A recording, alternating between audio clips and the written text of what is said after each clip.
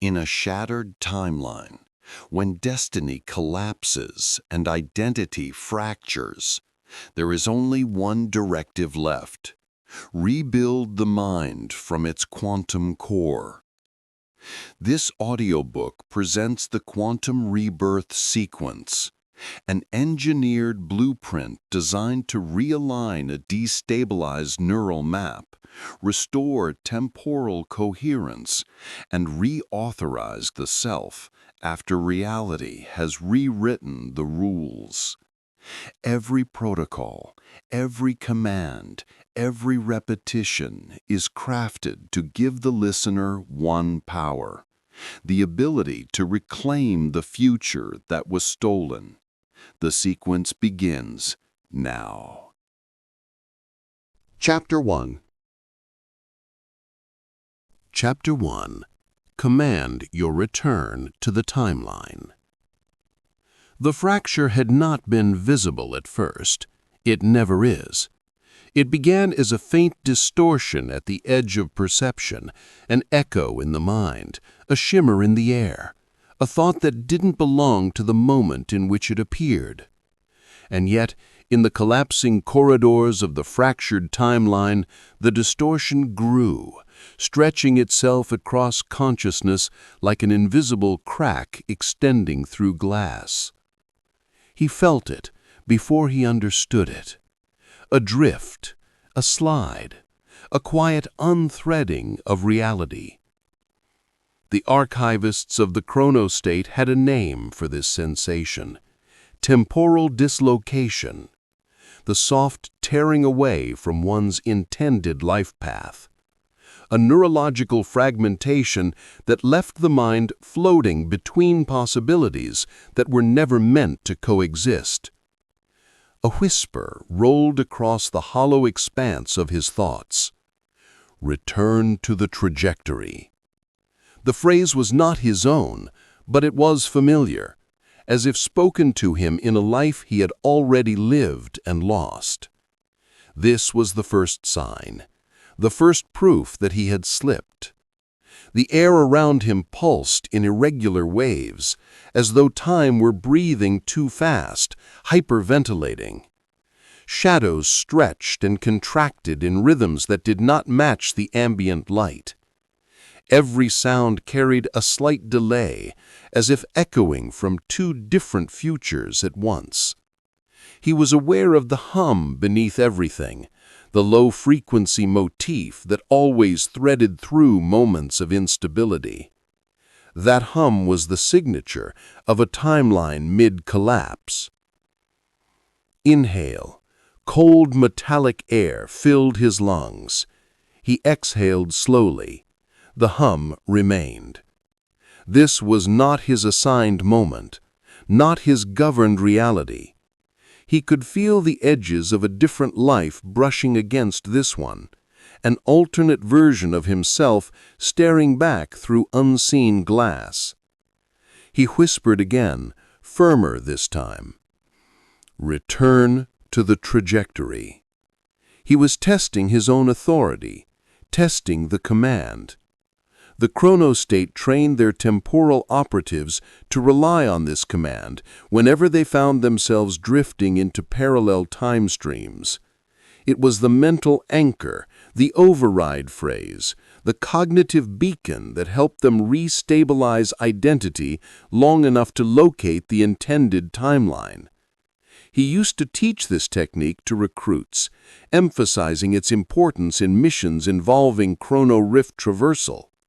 He remembered telling them, "If you feel the drift, if you feel reality folding, your first task is to reclaim authority.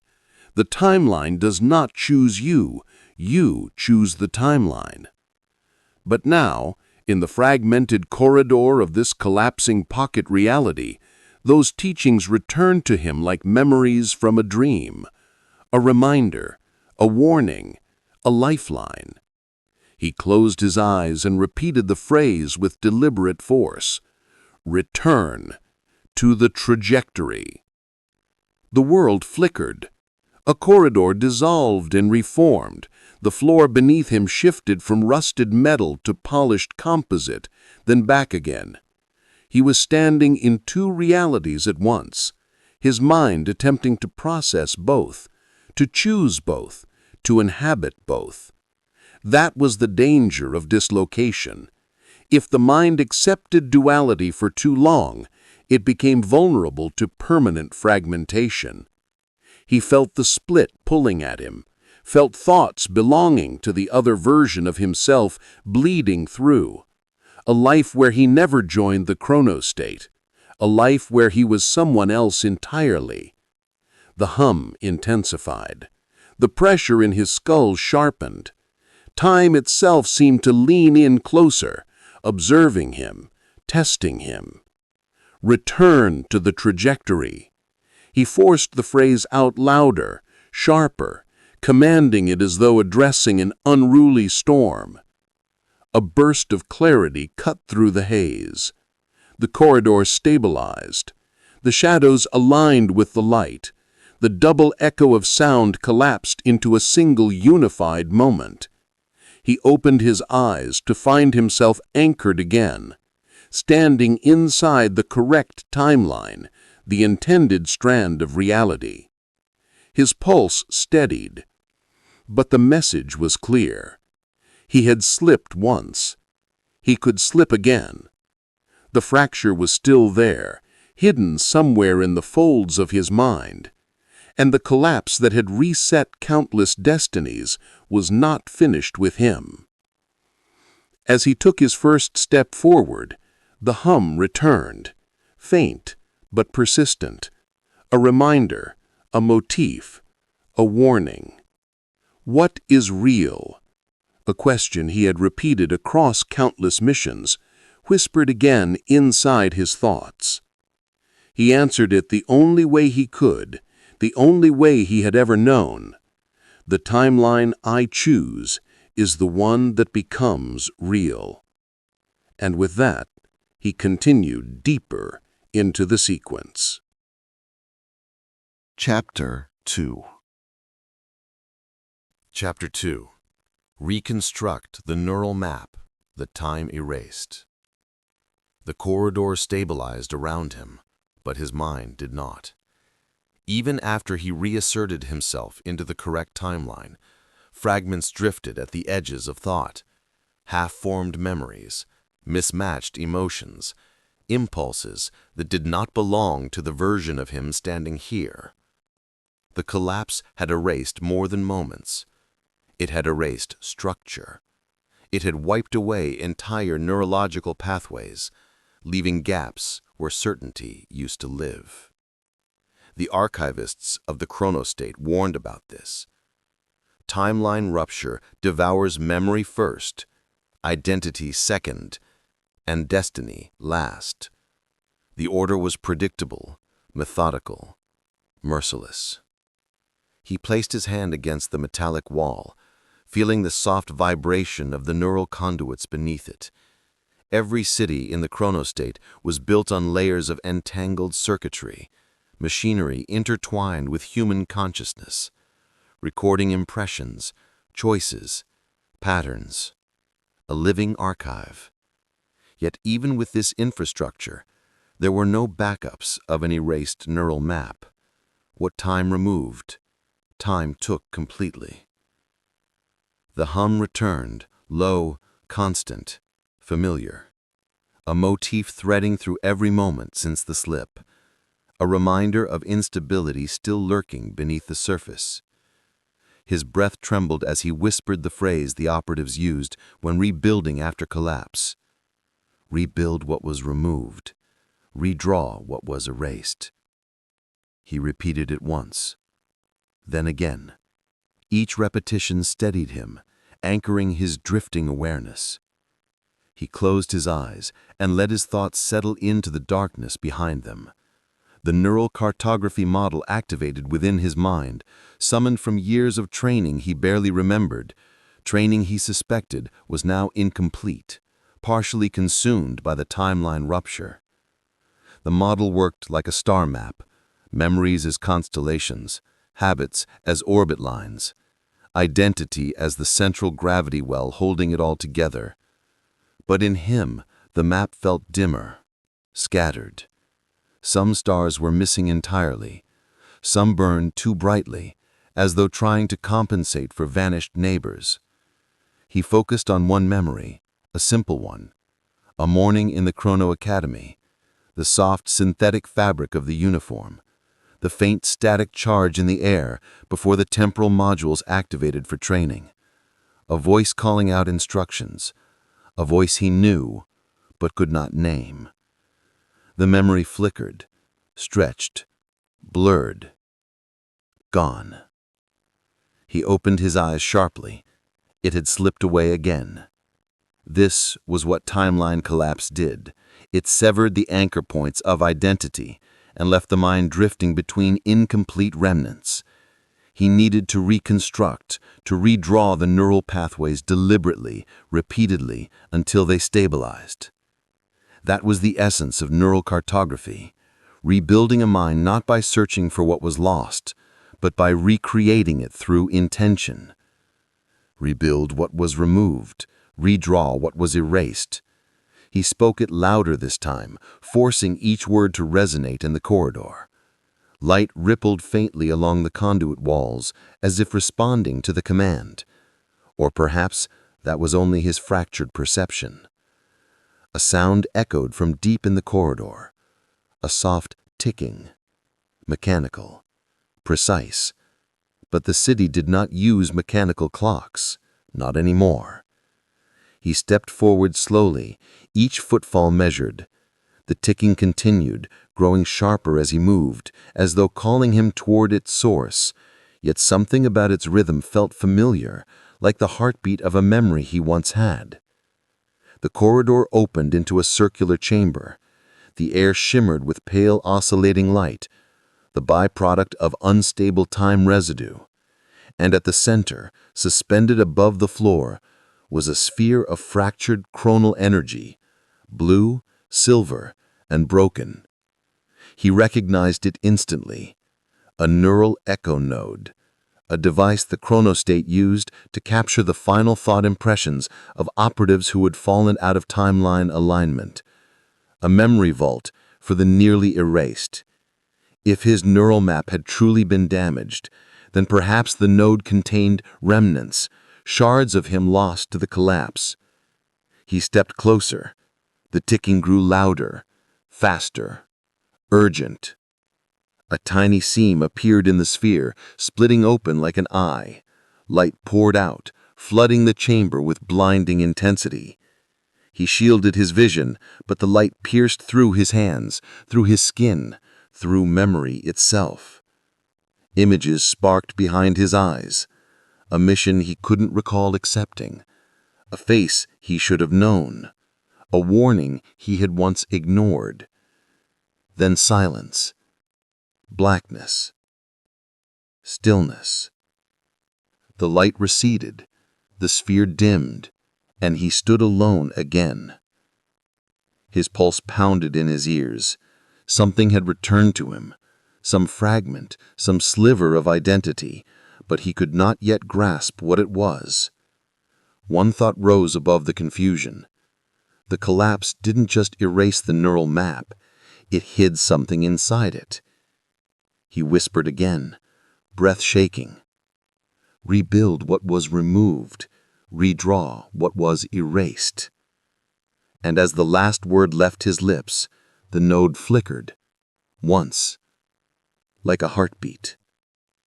A hint, a warning, a promise. Whatever had been erased was not finished with him, and the reconstruction had only begun. Chapter 3. Chapter 3. Stabilize your identity across multiverses.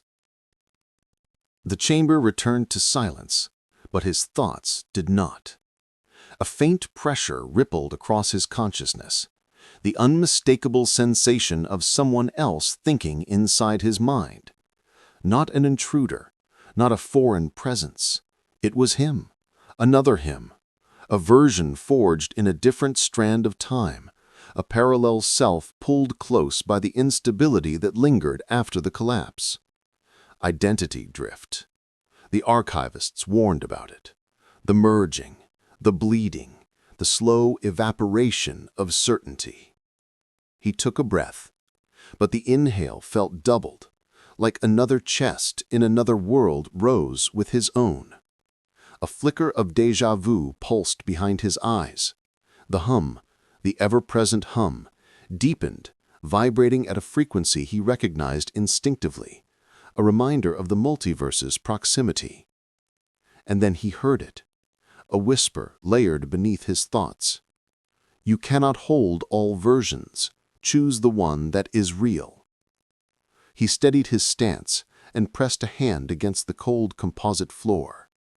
The texture felt like static, like the world was glitching around his fingertips. A shiver ran up his spine. He remembered the protocol. Identity drift occurs when the collapse draws parallel selves toward convergence. The more fractured the timeline, the more likely alternate versions of oneself leak into awareness, each one competing to overwrite the others, each one struggling to become the dominant identity. He whispered the stabilization mantra the chronostate drilled into their operatives. One frequency, one form, one self. His voice echoed in the chamber, once, then again, as if another version repeated the phrase half a beat later. The delayed echo was not an auditory effect. It was a clue, a warning. He was not alone in his mind. He closed his eyes. Darkness. Silence. But beneath the silence, the flicker of another timeline shimmered. A life where he had made a different choice, walked a different path. A version with hardened eyes and a scar where he carried none. A version born from a darker collapse. The other self stood in the shadow of his mind, watching, assessing.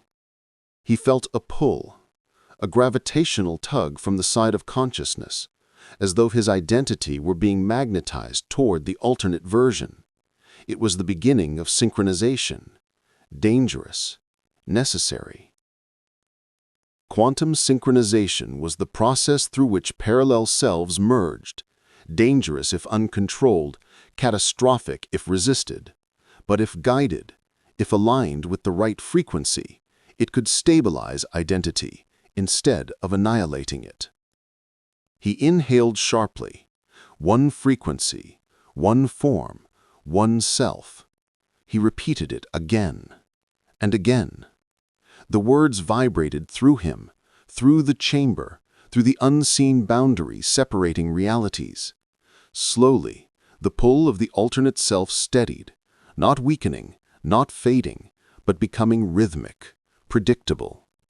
He opened his eyes. The chamber flickered, shifting between this reality and another. The walls changed shape, color, material.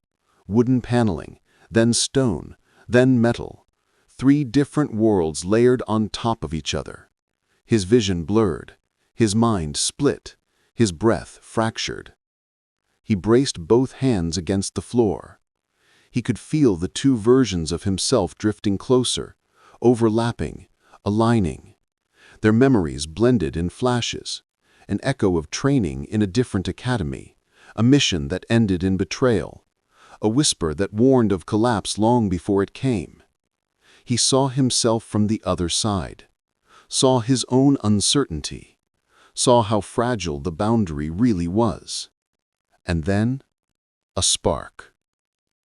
Light erupted from the center of his chest, a pulse of energy resonating outward in concentric waves. The alternate world flickered. The ghost self wavered, then drifted back like a reflection retreating into a mirror. A frequency emerged in the hum, steady, rhythmic, unmistakably his. He whispered it one final time.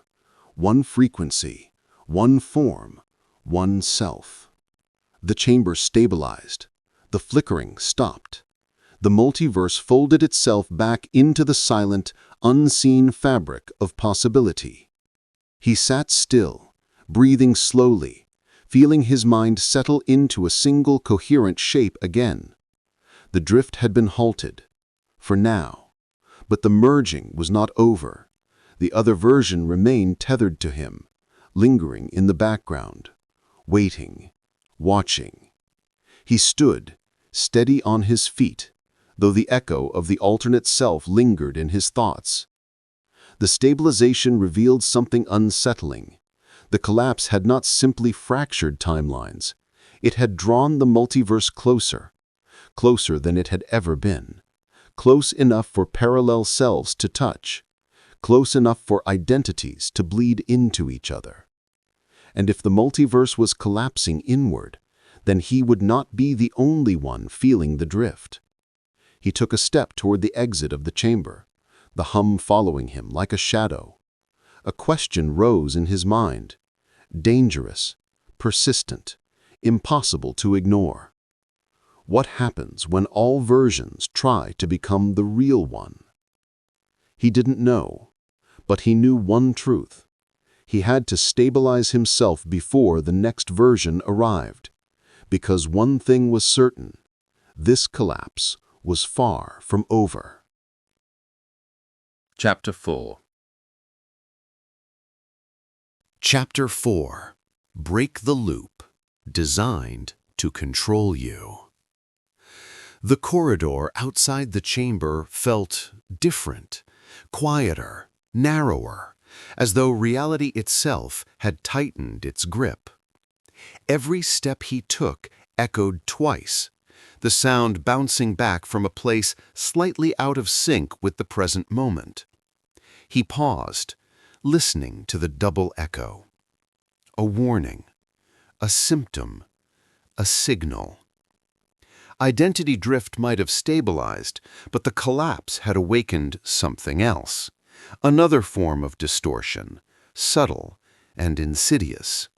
A loop, a cycle of thought tugging at the edges of his mind, repeating patterns he did not choose, whispering impulses that did not feel like his own. He walked farther down the dim hallway, its walls flickering with glitching holographic panels. Some showed fragments of the city's records, maps, faces, coded strings, but others displayed only static. But one panel, near the far end, flashed repeatedly with the same phrase: "Return, return, return." His pulse quickened.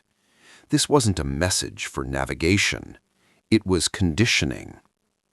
The chronostate had once used these loops to control dissidents, subtle mental traps embedded into the city's neural grid, repeating thoughts until citizens believed they were their own.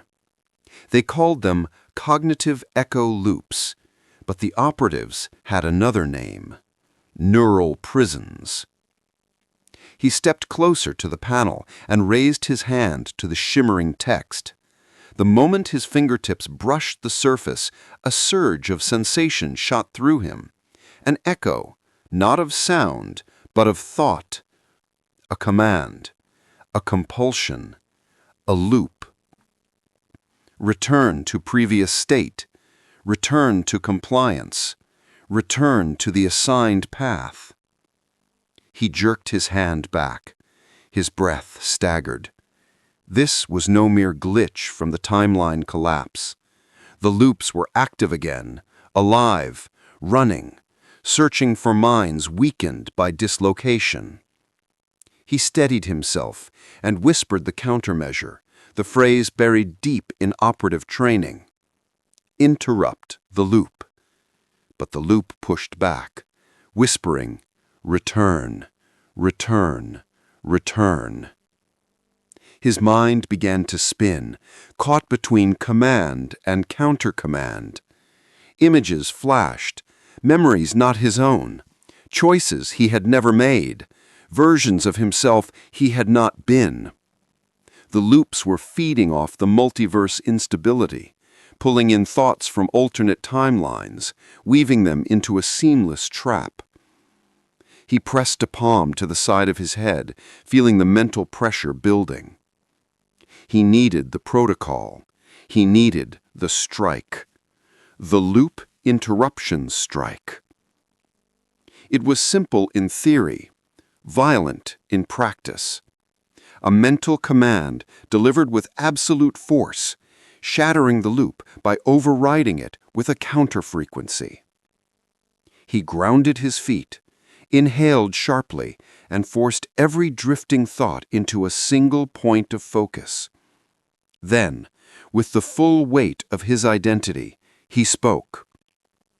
"Break the loop." The hallway shuddered. Light fractured along the walls. The repeating message froze mid-flash, then burst into shards of holographic static. But the loop wasn't finished.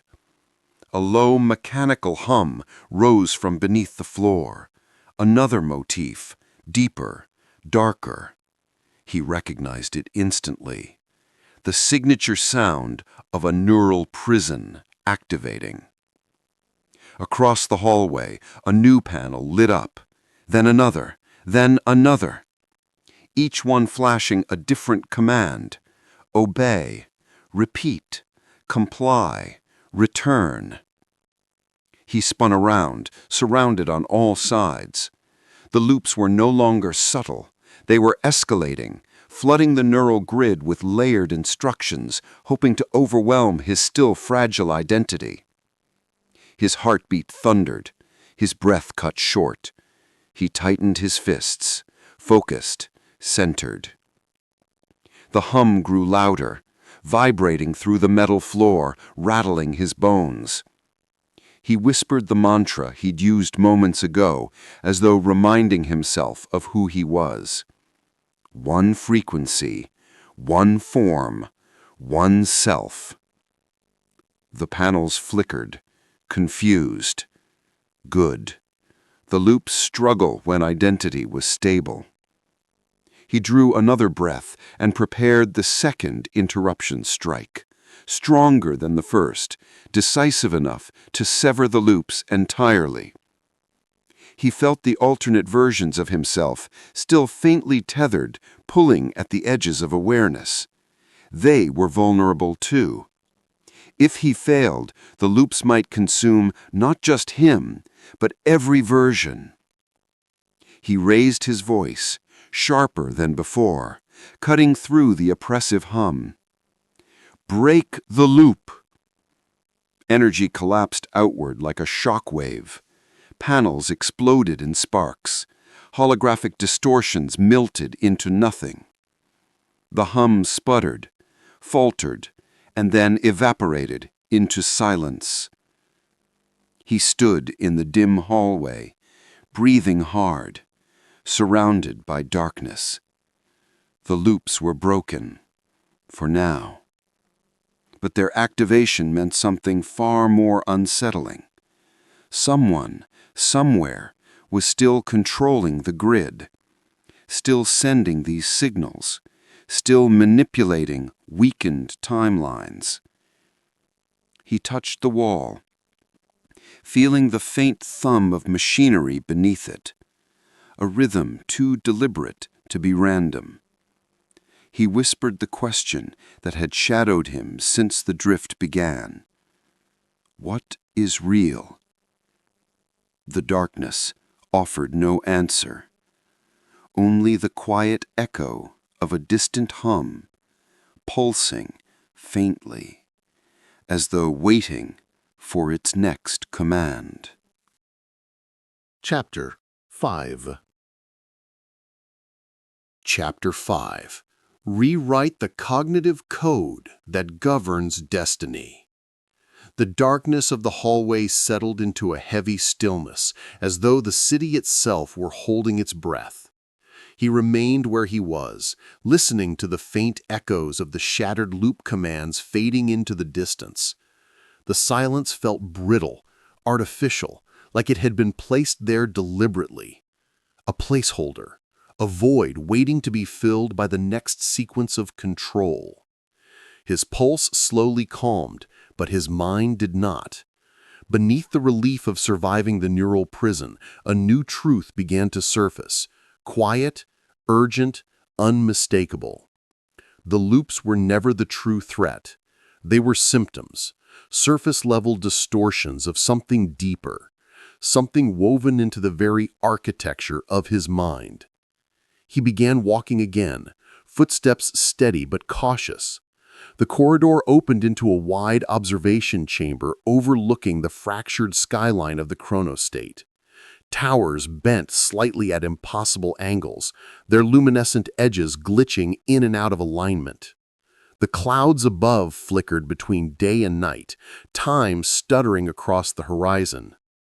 Destiny itself was destabilizing. He leaned against the transparent barrier, staring at the broken city. A thought pressed against him, an intrusive whisper rising from the collapse's aftermath. What if destiny was not collapsing, but rewriting itself? A cold sensation rippled across his chest. He remembered the navigation units aboard the chronostate vessels, AI-driven machines that could alter a ship's flight plan mid-journey. When a route became compromised, the AI injected new navigational code, overriding the pilot's intentions and charting a different course. If the pilot didn't intervene, the ship followed the new path without question. Consciousness, he realized, was no different. The timeline collapse injected its own code, its own patterns, its own destiny. Unless interrupted, the mind would simply obey. He whispered the mantra he had learned long before the collapse, a phrase used by operatives who resisted cognitive hijacking. Rewrite the code. Reclaim the trajectory. The words resonated faintly against the glass, as though absorbed by the world outside. He repeated them again, firmer this time. Rewrite the code. Reclaim the trajectory. This chapter of his journey wasn't about survival. It was about authorship. He closed his eyes and felt his thoughts settle into a layered map of impulses, decisions, and tendencies. Some patterns were familiar, born from his own choices, but others felt foreign, inserted, engineered.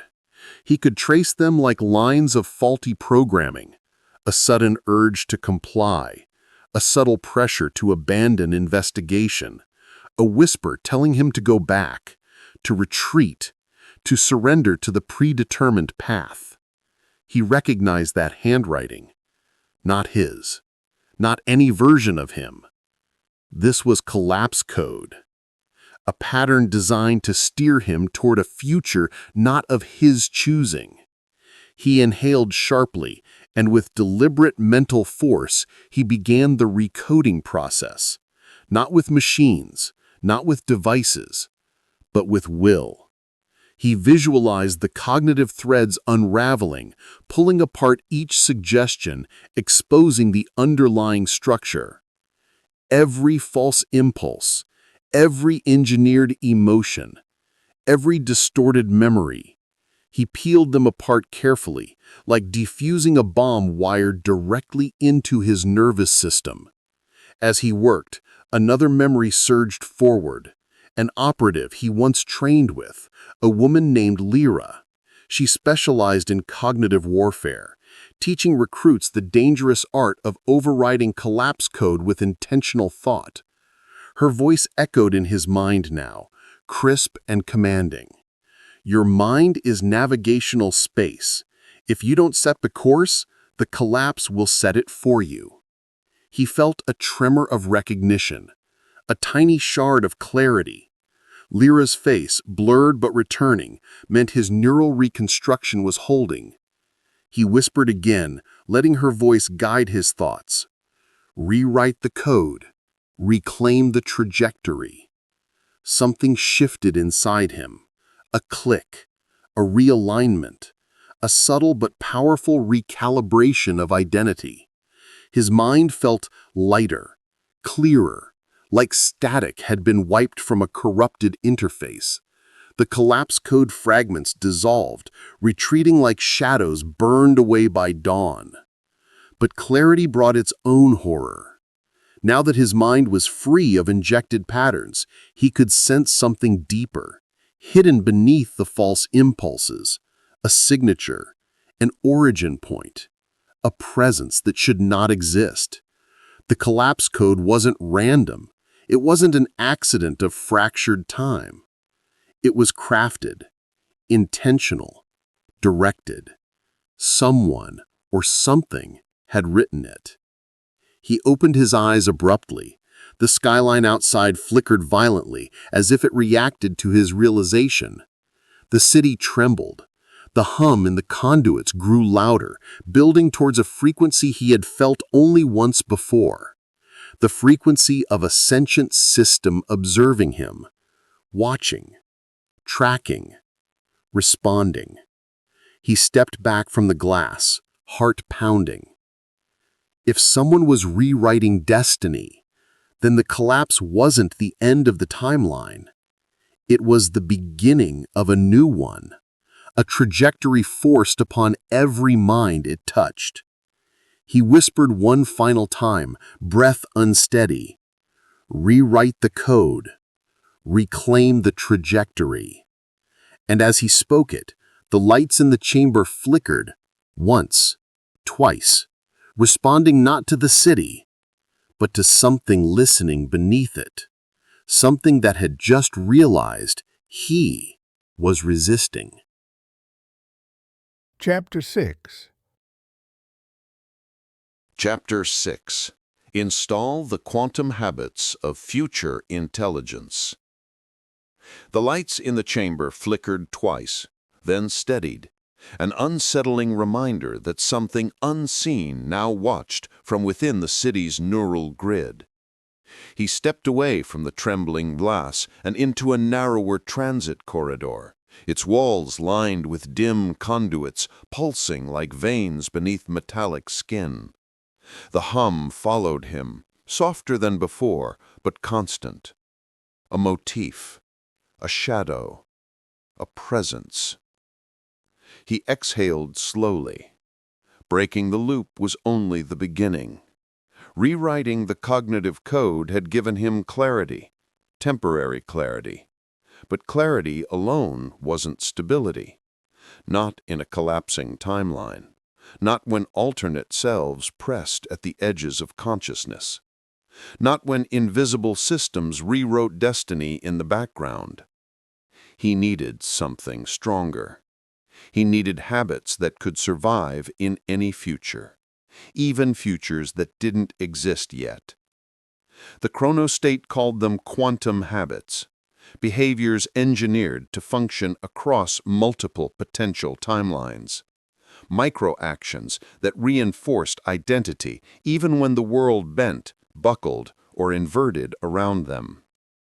He whispered the phrase from training, letting it settle into the rhythm of his steps.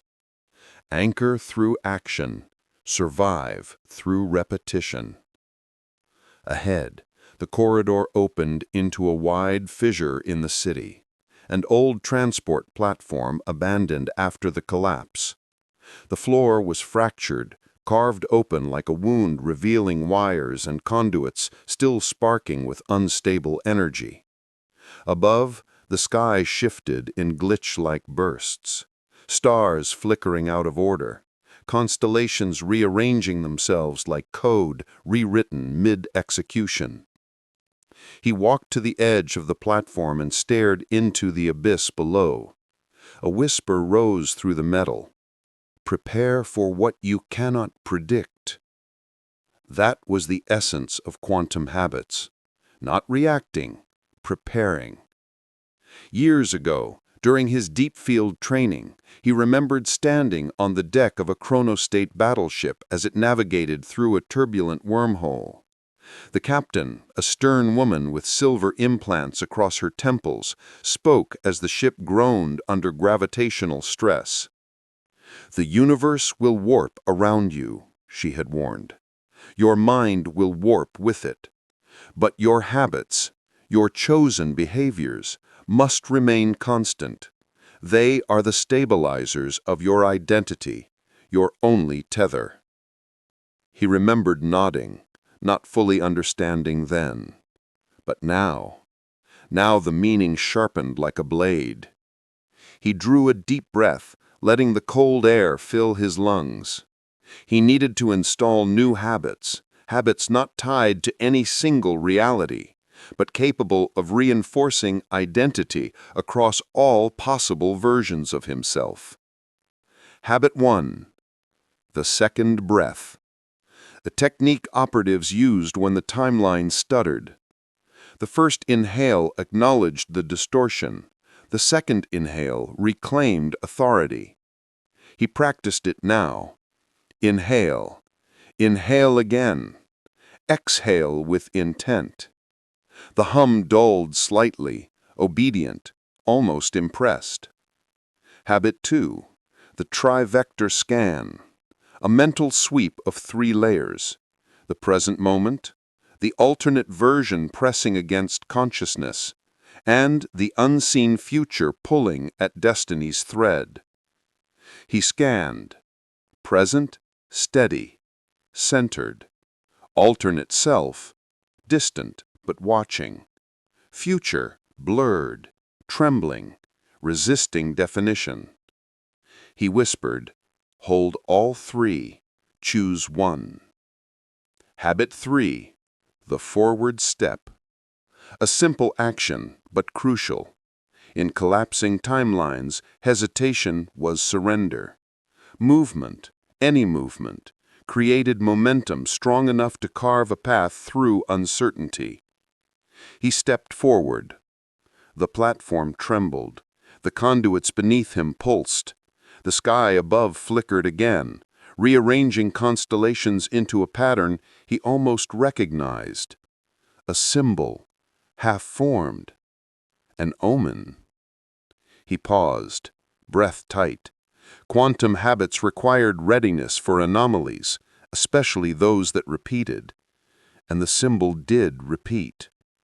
He had seen it before, etched on the walls of the neural echo node in Chapter 2. A recurring shape, like a circle intersected by fractured lines.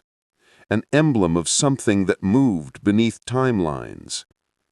The hum deepened, vibrating through the broken platform in a slow, deliberate rhythm. A frequency shift. A warning. He took another forward step, and the platform collapsed beneath him. Metal shrieked. Gravity inverted. Light twisted around him like a spiraling wormhole. He fell through layers of reality, glimpsing flashes of alternate futures. Cities on fire, cities underwater, cities thriving under suns he didn't recognize. Through it all he repeated the command, anchor through action, survive through repetition. The quantum habits held. His mind stayed intact as the collapse threw him downward through fractured space, his body weightless, the world spiraling into impossible geometry. Then, a sudden halt, a violent jolt, a shock of cold air. He landed on a metallic surface in a chamber he had never seen before. Dim lights flickered, machines hummed, and in the far corner, a figure stood waiting. Human, familiar, too familiar. His breath caught. It was him. Not a memory, not a drift, not a hallucination. Another version, fully manifested, fully real. And it whispered, "You're late." Chapter 7. Chapter 7. Override the collapse with chrono-resilience. For a long moment, he couldn't breathe. The chamber he'd fallen into was dim and metallic, lit only by thin lines of pale blue circuitry that pulsed like quiet heartbeats. But none of that held his attention. His focus was locked on the figure across the room. The other him. fully formed, fully present, not drifting, not echoing, not flickering. A parallel self anchored into this reality as solidly as he was. The other him tilted his head. "Steady your pulse," the double said softly. "You're destabilizing the chamber." His mind reeled. The collapse, already unpredictable, had reached a new threshold. Identity drift was one thing, but manifestation? If alternate selves were crossing into physical space, the timeline's structural integrity was deteriorating far faster than he realized. A tremor rippled through the floor, followed by a subtle warping in the air, as though time itself had inhaled sharply. He staggered. The other him remained still. "Your resilience is low," the double observed. "Hold form." The phrase hit him in the chest, not because of its meaning, but because it was the first stabilization ritual drilled into operatives who worked near chronal rifts. Hold form, hold frequency, hold identity. He repeated it in his mind, a mantra, a command, a lifeline. But the air thickened, threaded with electrical distortion, the walls flickered, the circuitry dimmed. A wave of temporal instability rolled through the chamber like a silent storm. The collapse was here. The other version took a step forward. "If you don't stabilize now, this chamber will fracture, and both of us will scatter into adjacent timelines." A metallic groan echoed above them. Dust fell from the ceiling in slow motion, too slow. Time dilation. He closed his eyes and centered his breath. Chrono-resilience wasn't strength. It wasn't endurance. It was alignment, the ability to keep the inner frequency stable when reality bent, twisted, or broke. He inhaled. The chamber stretched, elongating like taffy pulled between invisible hands. He exhaled. The distortion slowed. He whispered the ritual aloud. "Hold form, hold frequency, hold identity." The words vibrated through him, a stabilizing force pushing against the distortion, but the collapse pushed harder. The double raised both hands, palms outward, as if pressing against an invisible barrier. "You're collapsing out of sync. Anchor your emotional field." He grimaced. Emotional volatility was one of the first consequences of time distortion. A single surge, fear, anger, grief, could rip awareness into multiple splinters. He forced his pulse to slow, steadied his breath, focused on the core self, the version he had claimed through the earlier stabilizations. Hold form. He visualized his body as a silhouette of light, its edges sharp and defined. Hold frequency. He felt the hum beneath the world, the signature vibration that always accompanied him, constant, personal, undeniable. Hold identity. He saw his memories, fractured, incomplete, but his, anchoring him to the timeline. The chamber responded. The distortion bent backward, retreating like a tide pulled by lunar gravity. But the collapse didn't withdraw easily. A violent ripple tore through the air, sending a shockwave that slammed both versions of him into opposite walls.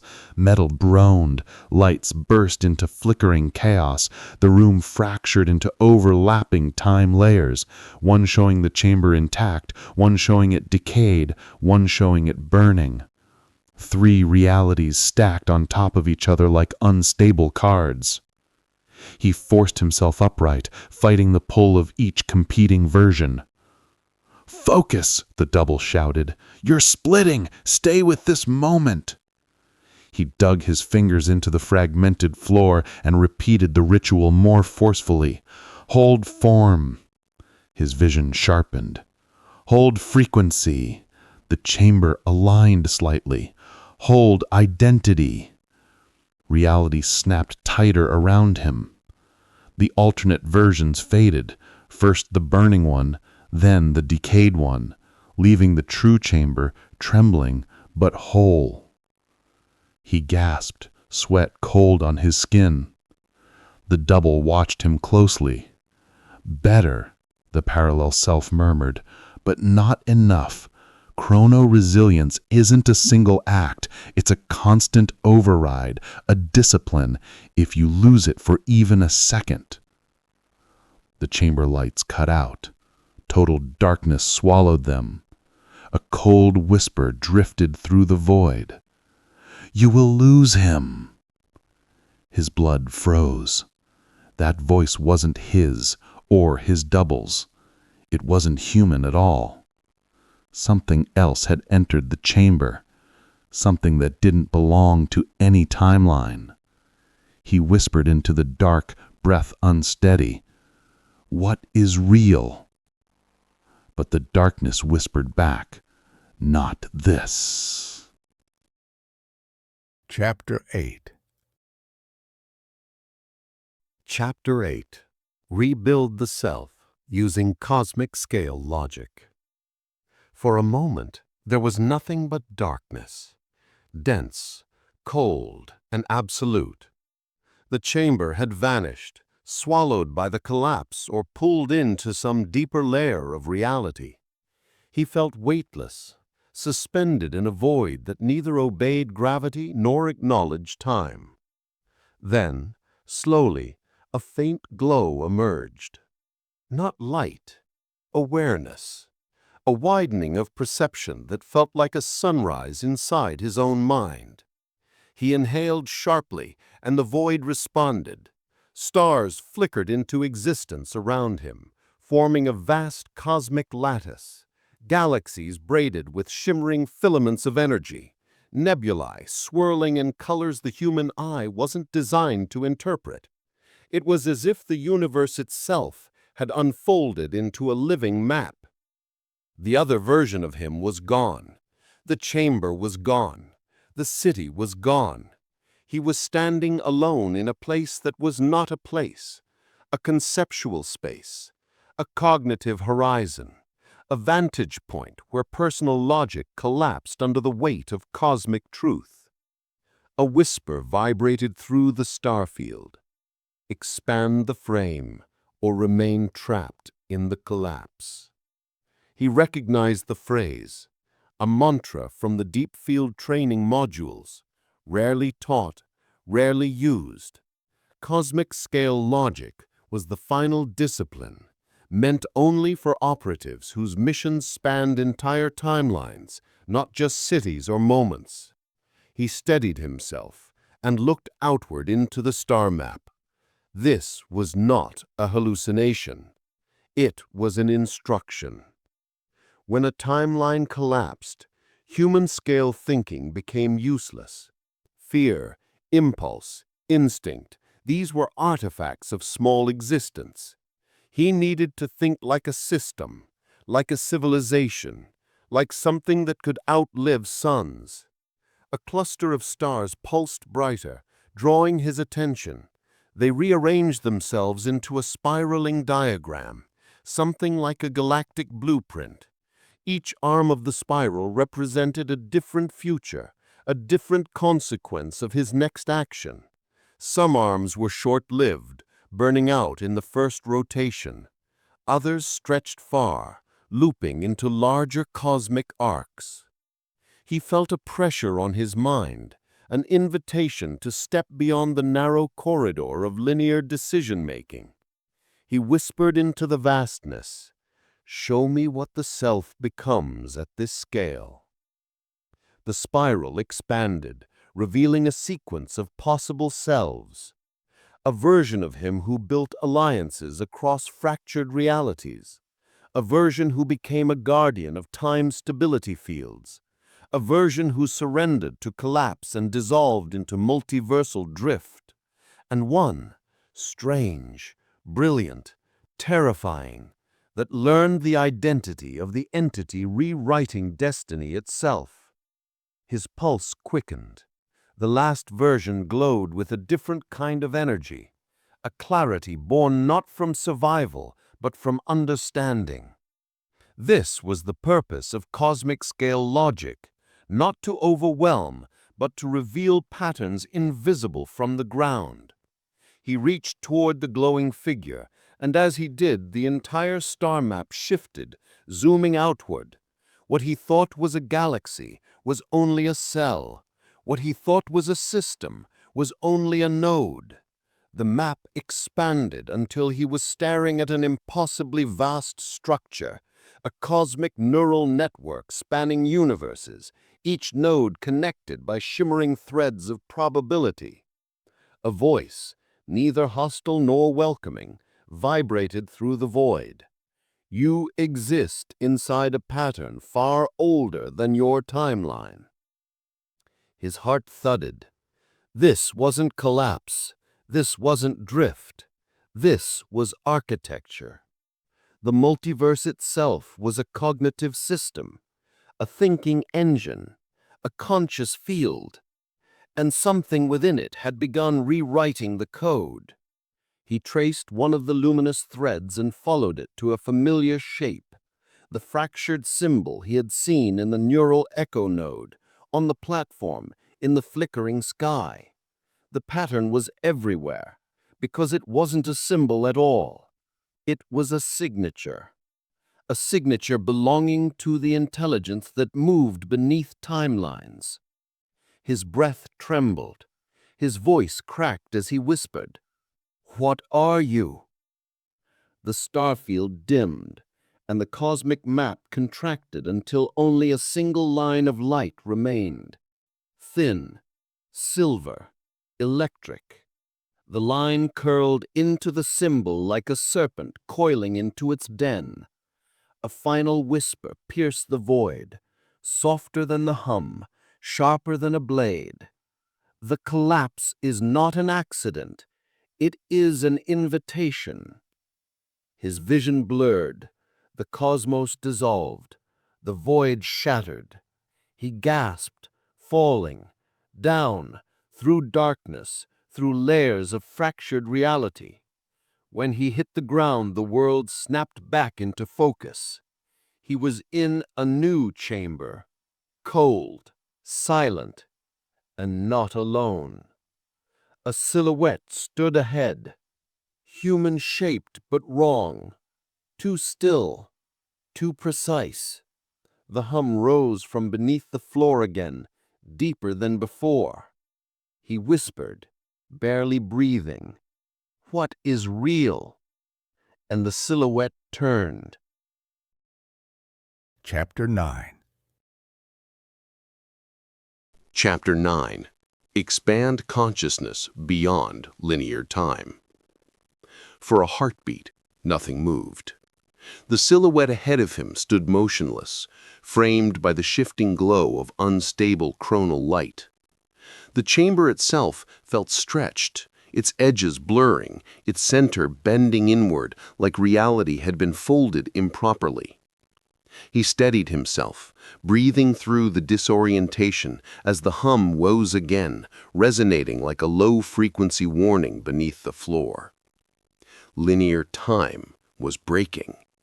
He could feel it, not in the air, not in the room, but in his own thoughts. The silhouette took a single step forward. The movement echoed in impossible ways, one sound before the step, one after, one slightly delayed, one far too early. A temporal stutter. He whispered the question that had followed him across every chapter of this collapse. What is real? The silhouette answered without lips, without sound, without breath, its voice an internal tremor vibrating at the base of his skull. Not the line, the field. His pulse froze. This was the teaching only the highest chronostate operatives ever touched, the doctrine of nonlinear cognition, the belief that the line of time was a convenience, a simplification, a comfort mechanism. Reality, true reality, was a field, an infinite mesh of parallel outcomes, branching futures, collapsing patterns, decision webs. Linear thinking was a survival instinct, Nonlinear thinking was an evolution.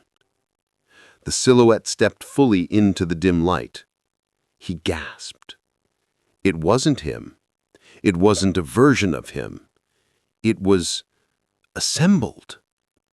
A being shaped from overlapping possibilities, its form flickering through countless variations, shorter, taller, older, younger, shifting like a mosaic, struggling to decide which version belonged in this moment.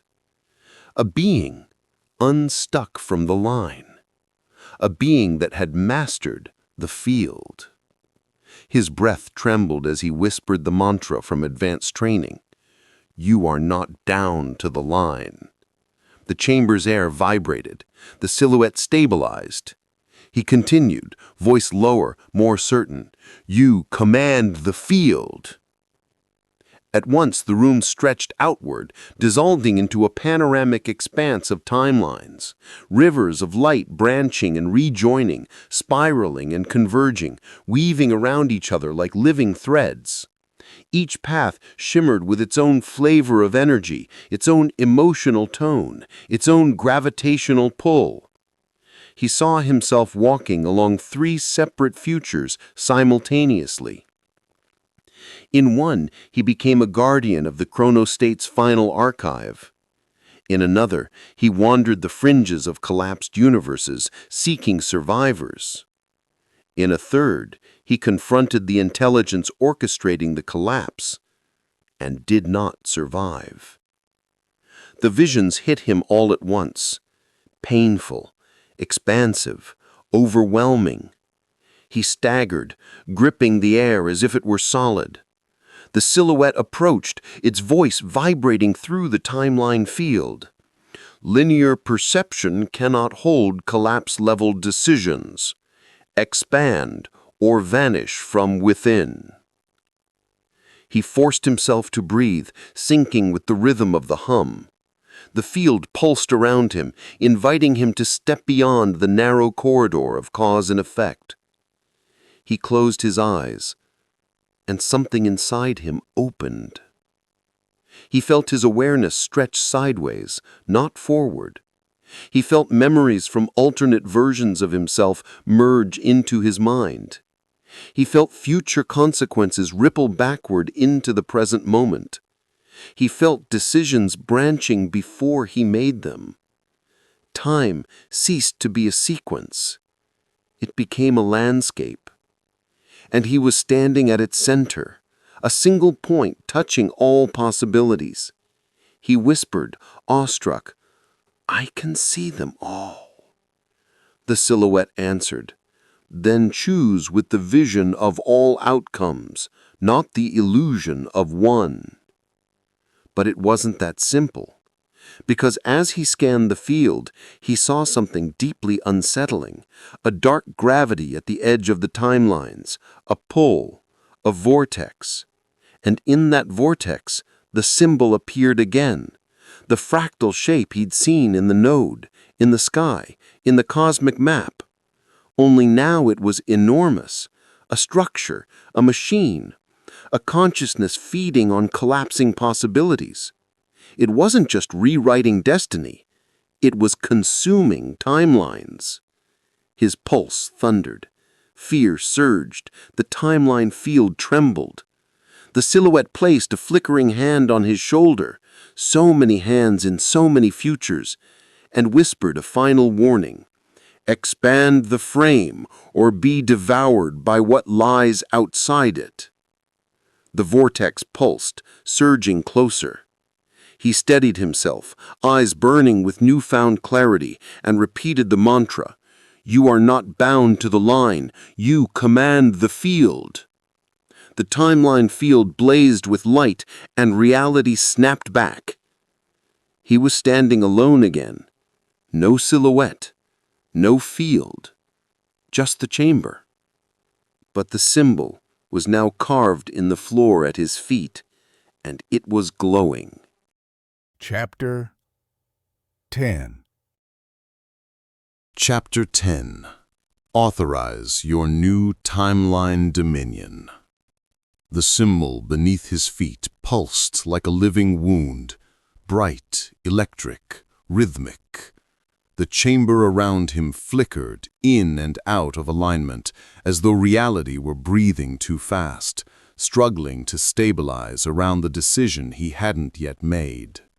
He stepped back, but the symbol expanded outward, following him like a ripple climbing through water.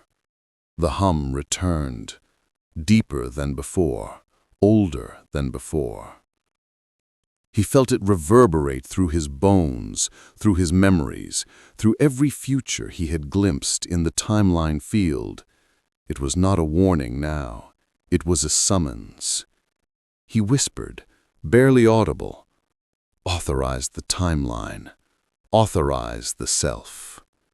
The mantra quivered in the charged air, but speaking it was not enough. Not here. Not now. The chamber suddenly fractured into layered projections, each one showing a different version of him standing in different stances, some hesitant, some frightened, some already consumed by the collapse. Parallel selves flickered like specters trapped in the gravitational pull of indecision.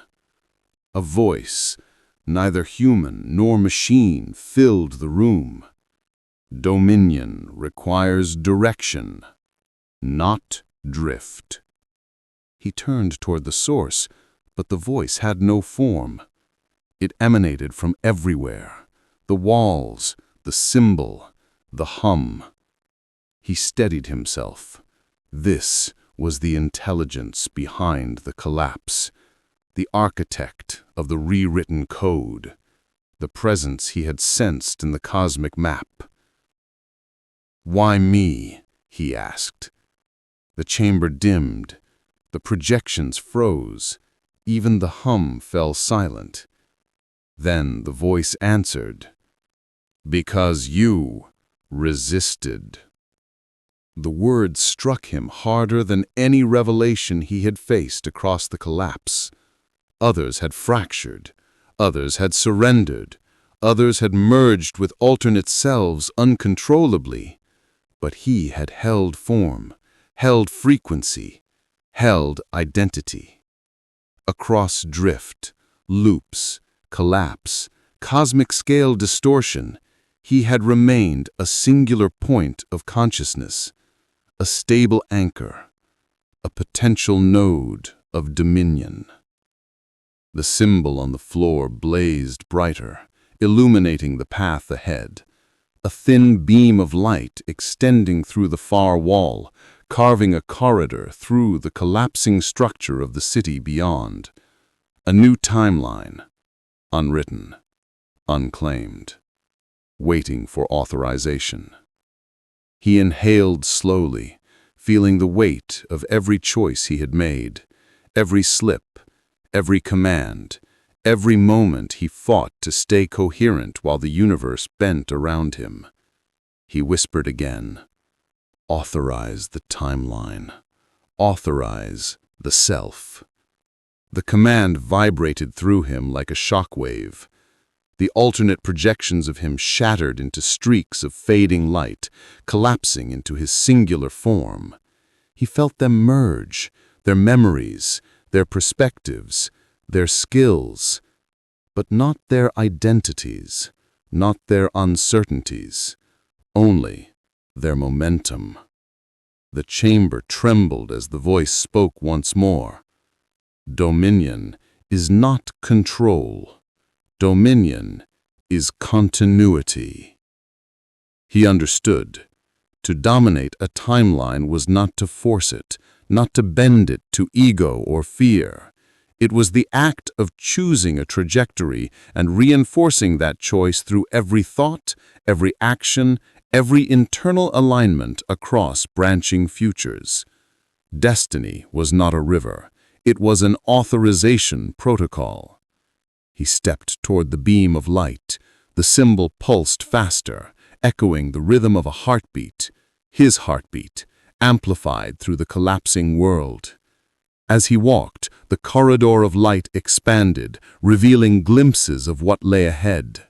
A horizon rebuilding itself, structures stabilizing, fractures healing, a future shaping itself around his advancing footsteps. Yet the collapse was not entirely behind him. The hum rose again, sharper now, layered with a harmonic that made every hair on his body stand on end. Something else was coming. Something drawn to the moment of authorization. A guardian, or a challenger. He reached the threshold of the corridor, light swirling around his outstretched hand. One more step, and he would choose his timeline, claim it, seal it. He whispered the command with finality. Authorize the timeline. Light surged forward in response, enveloping him. Then, quieter, the more intimate command. Authorize the self. For the first time since the collapse began, the hum stopped entirely. Silence washed over him like a tidal wave of clarity. But as he stepped fully into the new timeline, into the corridor of possibility, a shadow moved at the far end. A figure. Familiar. Terrifying. It stepped forward, and the light behind it shattered. He froze. It wasn't another version of him this time. It wasn't any version of him. It was the one entity he had never expected to meet. The architect of the collapse, fully revealed, fully awake. It whispered in a voice that echoed across every future at once. Now authorize your dominion, if you can. The chamber trembled, and the chapter ended.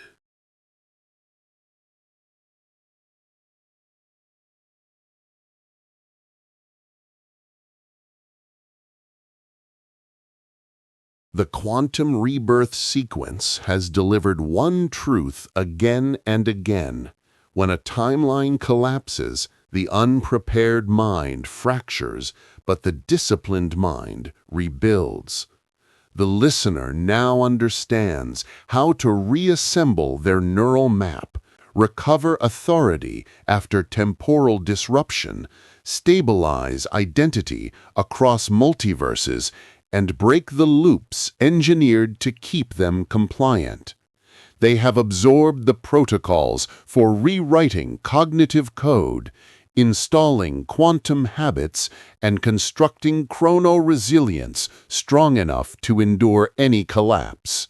They have expanded their consciousness beyond linear time, stepping into cosmic-scale logic, and they now stand ready to authorize a new future, one designed, defined, and directed by their will alone.